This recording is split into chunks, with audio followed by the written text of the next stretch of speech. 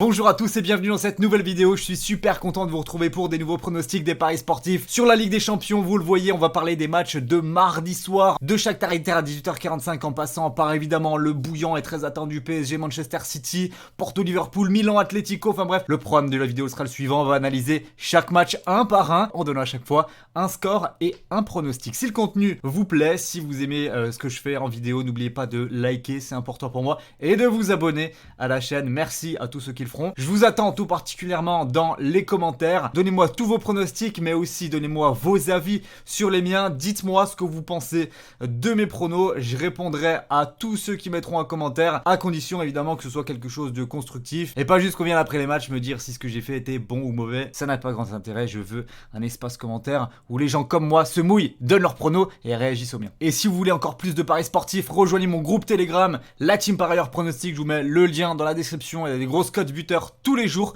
Il y a des pronostics gratuits absolument tous les jours. Donc si vous voulez faire partie comme les 37 000 autres parieurs qui sont déjà de ce groupe, n'hésitez pas. Vous avez juste à cliquer une seule fois sur le lien dans la description. Je vous l'épingle aussi dans les commentaires. Nous on démarre par le Shakhtar Donetsk qui affronte l'Inter Milan. C'est dès 18h45, ça se passe en Ukraine. Un match déjà décisif entre deux équipes qui ont 0 points au compteur. Le Shakhtar a été battu par le club moldave de Tiraspol 2-0 et l'Inter s'est incliné 1-0 contre le Real Madrid. Alors la particularité de ce match, c'est qu'on le voit plus souvent qu'une rencontre de championnat. En 2020, ils sont déjà affrontés 3 fois la première en demi-finale d'Europa League, victoire 5-0 net et sans bavure de l'Inter Milan. Et ensuite c'était en aller-retour lors des phases de poule de la Champions League la saison passée, 2 fois 0-0. Il y a eu, c'était vraiment surprenant comme score vu le profil des deux formations. Mais au moins pour analyser ce match, on a une idée assez précise du rapport de force qu'il devrait y avoir. Pourtant à dire, le Shakhtar n'a pas marqué le moindre but à l'Inter en 3 confrontations la saison passée. Mais pour leur défense, leur bourreau de l'Europa League, le Romelu Lukaku n'est plus là, donc on peut imaginer que ça leur fera un petit complexe en moins. Mais cette équipe qui est entraînée maintenant par De Zerbi, elle n'est pas encore assez compétitive je trouve dans les grands matchs pour être fiable. Contre Monaco c'était un hold-up, ensuite il y a eu cette défaite très humiliante, très gênante quand même en Moldavie contre l'adversaire le plus faible de la poule, donc ça c'est inquiétant. Et pour être honnête, je trouve qu'on tourne un petit peu en rond avec cette équipe. On le dit, on le répète, certes il y a beaucoup de talent, notamment offensif, ça c'est indéniable. En plus cette saison ils ont vraiment un numéro 9 qui finit très bien. Et les actions, Lassina Traoré, 20 ans, 2001, il est arrivé cet été en provenance de l'Ajax, il a déjà claqué 9 buts cette saison, donc ça c'est un super coup réalisé par le club ukrainien. Recruter un tel espoir du foot, c'est pas anodin. Pour autant défensivement c'est quand même pas serein du tout et l'Inter aura des faiblesses adverses sur lesquelles elle va pouvoir appuyer. Parlons justement maintenant du club italien. Bon, alors autant on les voit excellents en championnat, autant en Ligue des Champions ça va pas, c'est décevant. Alors ils finiront bien un jour ou l'autre par passer ce cap, parce que ça reste une très bonne équipe de football, mais il faut que dans les têtes il y ait un déclic, qu'il soit beaucoup plus tueur, et pourquoi pas d'ailleurs utiliser ce type de match là pour se faire un déclic et passer à l'étape supérieure en Champions League, au minimum la qualification en 8ème de finale. Moi je vais quand même partir sur une victoire de l'Inter sur le score de 3-1, comme je vous l'ai dit, ça peut être un match déclic. L'Inter cette saison est peut-être moins fort sur tous les matchs que la saison passée, mais peut-être plus mature, peut-être plus prêt dans les têtes à aller chercher des grosses performances. Et le Shakhtar, j'ai vraiment un gros doute sur leur capacité à répondre présent dans les gros matchs. Donc je dis 3-1 et mon prono sera victoire de l'Inter. Cote à 1,55. On passe toujours à 18h45 au match entre l'Ajax Amsterdam et Beşiktaş. Alors, vraiment juste avant de parler du match et de l'analyse purement sportive, je voudrais revenir sur les cotes qui sont horribles sur cette rencontre. 1,14 pour la victoire de l'Ajax, 1,08 pour le plus d'1,5 but. Mais on est où là, sérieux? C'est vraiment pas attractif et ça pousse les gens à faire des combinés de petites cotes. Donc pas ouf pour vos paris, ça je préfère vous le dire. Après, pour revenir purement au sport, je vais vous mettre tout de suite à l'écran la liste des absents probables de Beşiktaş. Ça fait très peur. Alors, il y en a certains qui sont quand même dans le groupe, mais c'est vraiment pas sûr qu'ils jouent. Sont notamment concernés par les blessures Batshuayi, Gezal, Larin, Nkoudou, Pjanic, Topal et Vida. C'est quasiment une équipe type complète, donc c'est dur d'être optimiste pour le club turc qui a déjà été battu et quand même assez largement dominé lors du premier match de Buzyn face au Borussia Dortmund. L'Ajax de son côté a été plus que rassurant en faisant exploser le Sporting Lisbonne au Portugal sur le score de 5-1 avec 4 buts de, alors j'allais dire Haaland, mais c'est bel et bien Sébastien Haller qui les a mis. Effrayant cette performance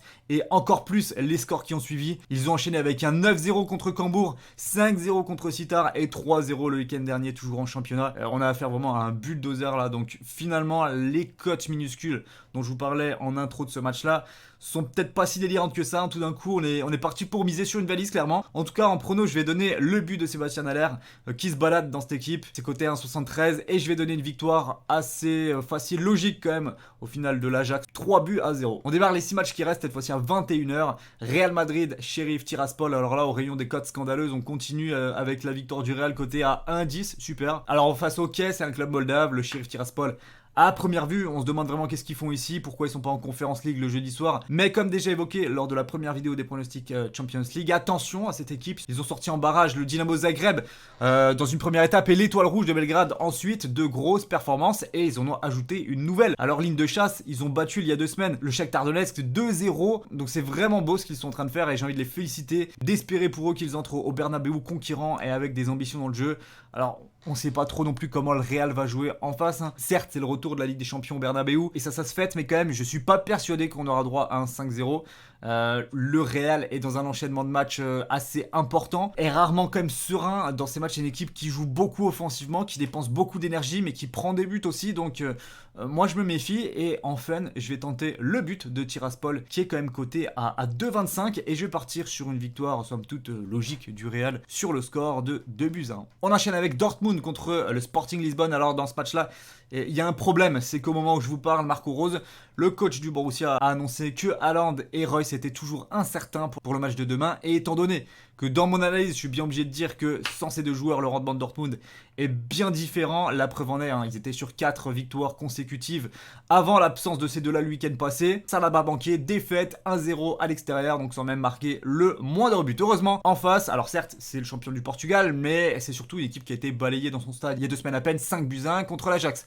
Donc comment croire que 2 semaines plus tard, ils iront gagner en Allemagne? Perso, je peux pas l'imaginer, d'autant plus que leur meilleur joueur, Pedro Gonçalves, est toujours pas revenu de blessure, donc je vais dire une victoire assez sèche du Borussia Dortmund, côté à 1,36 et le score, ce sera 4-1 en faveur des jaunes et noirs. Il est là le match que sans doute beaucoup d'entre vous attendent avec immense impatience. C'est le Paris Saint-Germain qui défie Manchester City.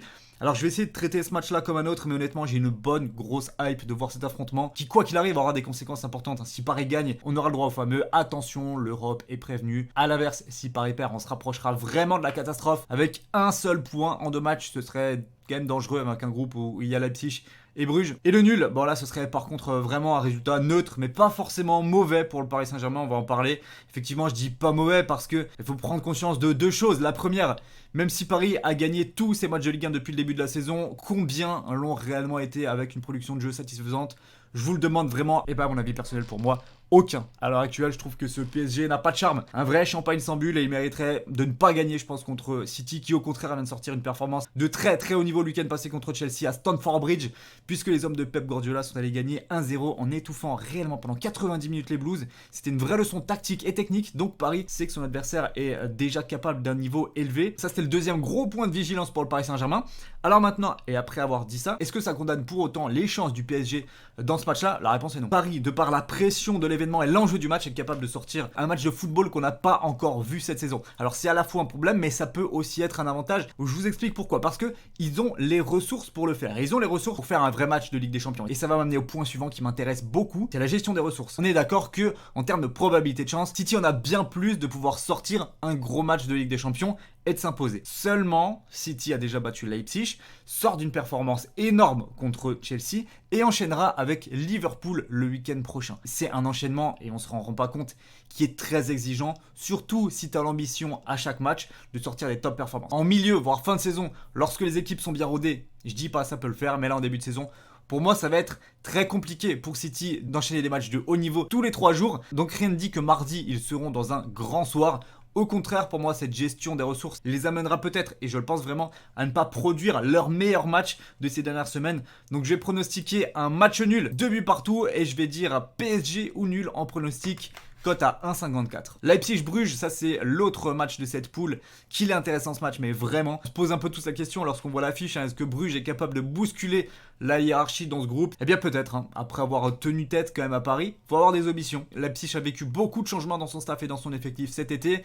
et ils peinent quand même à revenir à haut niveau. Ils en ont pris 6 contre Manchester City, et même s'ils ont gagné 6-0 le week-end dernier en championnat, et bien la régularité n'est pas encore assurée. Et Bruges, qui est quand même pas flamboyant non plus. On entend quand même pas mal de choses sur cette équipe là, mais elle est pas sereine non plus dans son championnat. Ils ont fait une bonne performance contre un Paris très moyen, mais faut peut-être pas les surcoter non plus. Donc moi je partirais sur un pronostic assez sûr, Leipzig ou nul et plus d'un 5 buts. Ça c'est coté à 1,30 et mon score ça va être 2-1 en faveur des Allemands qui, comme je vous l'ai dit, ont plus de ressources à mon sens pour lutter dans un match très important. On termine avec ce qui est peut-être le groupe le plus serré, le plus équilibré, avec Porto, Liverpool, Milan et l'Atlético. On démarre avec les Portugais qui reçoivent Liverpool. Ici je suis pas loin de penser que Liverpool peut lâcher des points, tout comme le Porto est invaincu cette saison. Ils ont pris un petit point en déplacement à l'Atlético lors de la première journée, c'est une bonne performance. Liverpool affronte Manchester City ce week-end en championnat, donc à l'extérieur dans un enchaînement de matchs pas évident au début de saison, il peut y avoir un petit peu de gestion, un petit peu comme ce que j'expliquais avec Manchester City précédemment, et ça ce serait totalement au bénéfice des Portugais qui sont capables, je pense, de tenir le score. Je dirais un partout, et je vais carrément miser sur le match nul qui est coté à 4-10. La cote est vraiment belle et intéressante. On termine ces 8 matchs de Ligue des Champions par le Milan AC qui reçoit l'Atlético de Madrid. C'est un super choc, j'ai hâte de le voir celui-ci, mais surtout j'aimerais vraiment comprendre pourquoi le Milan est outsider ici, pour quelle raison. L'Atlético est très mauvais collectivement, c'est 0, ils n'ont encore rien prouvé, alors que le Milan sur les dernières années n'a jamais été aussi fort qu'en ce moment. Donc c'est tout à fait envisageable de voir les locaux s'imposer. Je vois pas avec quel argument on met l'Atlético favori ici, si ce n'est de dire que voilà, en Ligue des Champions ils vont se réveiller. Mais c'était déjà l'argument numéro 1 du match contre Porto, et pourtant ça a donné un bon vieux 0-0. On avait pronostiqué d'ailleurs le match nul déjà. Moi je vais me mouiller et dire victoire du Milan AC sur le score de 2-1, et mon pronostic ce sera Milan ou nul coté à 1,44. Vous pouvez à présent constater tous mes pronos pour mardi soir. J'espère que la vidéo vous aura plu, et comme je vous l'ai dit, explosez-moi la barre de like si vous êtes chaud pour avoir exactement le même type de vidéo, mais pour les matchs de mercredi. Pareil, il y en a 8. Moi je vous donne rendez-vous demain, je pense, pour donc la suite des vidéos pronostics sur la Champions League. Belle soirée à vous et à très vite. Ciao ciao.